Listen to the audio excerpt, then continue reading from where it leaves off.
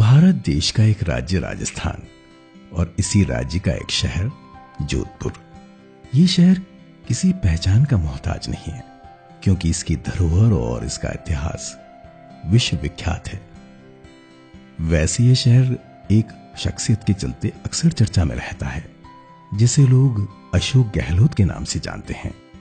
वो व्यक्तित्व जिसने अपने दृढ़ संकल्प और मानवतावादी व्यवहार के चलते इस राज्य के राजनीतिक परिवेश में न सिर्फ एक अलग मुकाम हासिल किया, बल्कि ये भी बता दिया कि एक आम आदमी भी सपने देख सकता है और वो असाधारण व्यक्तित्व बन सकता है।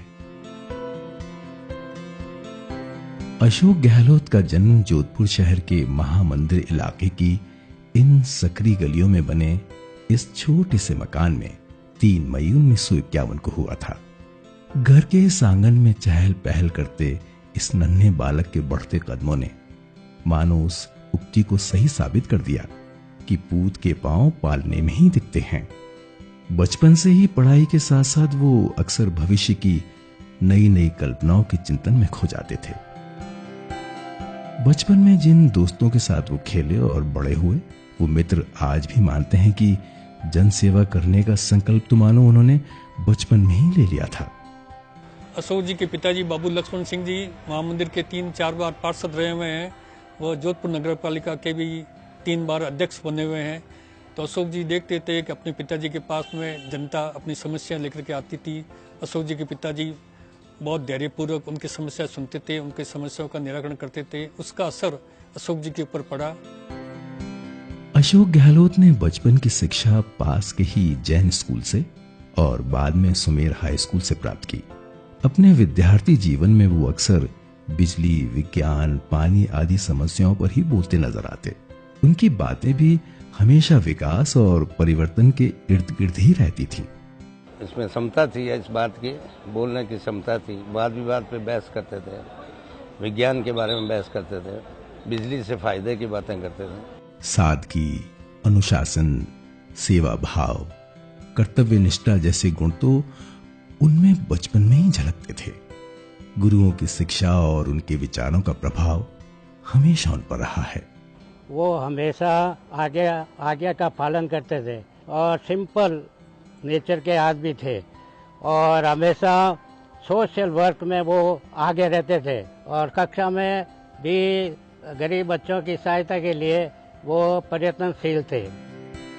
हाई स्कूल की शिक्षा के बाद उन्होंने कदम रखा जोधपुर की जय नारायण व्यास यूनिवर्सिटी में, जहां से उन्होंने विज्ञान और कानून में ग्रेजुएट और अर्थशास्त्र में पोस्ट ग्रेजुएट किया। यूनिवर्सिटी की ये दीवारें और ये मंच आज भी साक्षी हैं उनके उन भाषणों का, जिसमें ललक थी जनसेवा और कभी न थकने वाले अदम्य साहस की। उगते सूरज की रोशनी को निहारते इस नौजवान के कदमों ने यहां से जो रफ्तार ली तो वो फिर कभी थमी नहीं। और NASUI की नींव जब वो राजस्थान में रखते हैं और अपना यूनिवर्सिटी से चुनाव का सफर शुरू करते हैं हार के साथ, उस हार में राजस्थान की जनता की लंबी जीत छुपी हुई थी, वो हमें आज महसूस होता है। वो अपना पहला चुनाव हारते हैं, वो अपना दूसरा चुनाव हारते हैं विधायक सरदापुरा से 1977 में, लेकिन 1980 में इस प्रदेश की जनता उन्हें अपना सिर मोर बनाकर हिंदुस्तान की संसद में भेजती है, जो युवा के रूप में इस देश के सबसे कम उम्र के सांसद बनकर इस देश की संसद में जाते हैं। 34 वर्ष की उम्र में वे राजस्थान प्रदेश कांग्रेस कमेटी के अध्यक्ष बनते हैं। 32 वर्ष की उम्र में भारत का मंत्री, और वो भी लगातार 3 प्रधानमंत्रियों के साथ। इंदिरा गांधी के साथ वो उप मंत्री रहते हैं खेल मंत्री के रूप में, फिर वो पर्यटन मंत्री के रूप में होते हैं, फिर वे राजीव जी के साथ मंत्री बनते हैं, फिर वे नरसिम्हा राव जी के साथ मंत्री बनते हैं और 2 बार वे राजस्थान के मुख्यमंत्री बनते हैं। उनका राजनीतिक और निजी जीवन उन उदाहरणों से भरा पड़ा है जिसमें उनका संघर्ष, त्याग, संवेदना और सादगी जैसे पहलू दिखाई देते हैं। अपने निजी और सार्वजनिक जीवन में उन्होंने अपने परिवार से ज्यादा राजस्थान के लोगों को ही प्राथमिकता दी। उन्हें सुबह शाम बस इस प्रदेश की जनता और उनके लिए कुछ कर गुजरने की चाह रहती है। यही कारण है कि वो अपने परिवार के सदस्यों को बिल्कुल समय नहीं दे पाते। उनके लिए पूरा राजस्थान ही मानो उनका परिवार है। घर वालों से तो ज्यादा जनता को ही मानते हैं, वो कभी टाइम दिए ही नहीं परिवार के लिए। तो उनके शुरू से ही यही इच्छा थी कि मैं राजस्थान को मुझे ऊंचा उठाना।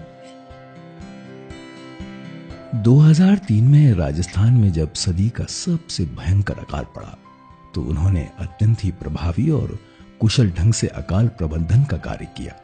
मुख्यमंत्री रहते हुए भी उन्होंने व्यक्तिगत रूप से अकाल राहत कार्यों का जायजा लिया।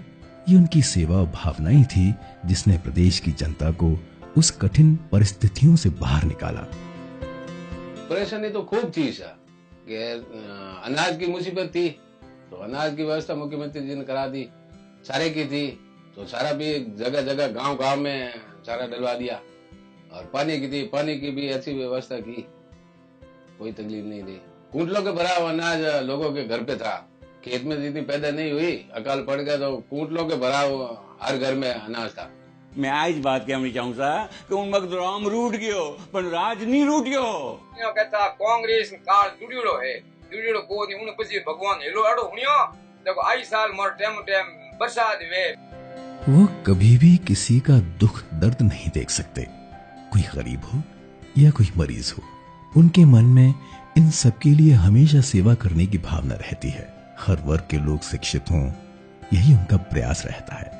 बात उनके द्वारा स्थापित की गई भारत सेवा संस्थान की हो या Rajiv Gandhi memorial book bank की, ये वो प्रयास हैं जो आज अन्य राजनेताओं के लिए अनुकरणीय हैं। जो एक सेल्फ स्टडी सेंटर की या एक एजुकेशनल प्लेस की जो कमी थी उसको काफ़ी हद तक इस लाइब्रेरी ने पूरा करा है। हर साल यहाँ पर जो आईएएस में भी यहाँ का रिप्रेजेंटेशन काफ़ी अच्छा रहता है।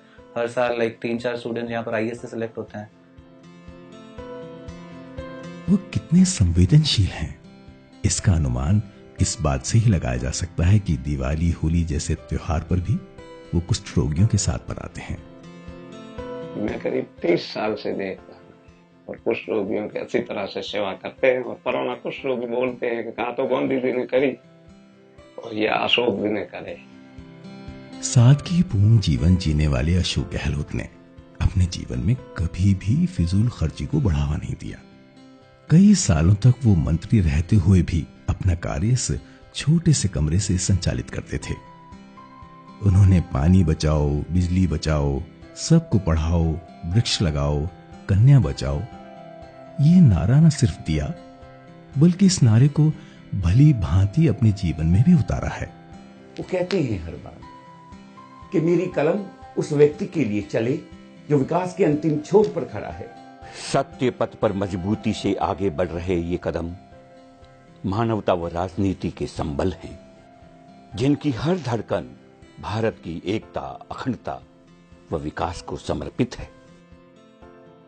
आज उनके जीवन के इस सफर को देखते हैं तो लगता है इनका जीवन अपने आप में एक संदेश है इस जहां के लिए।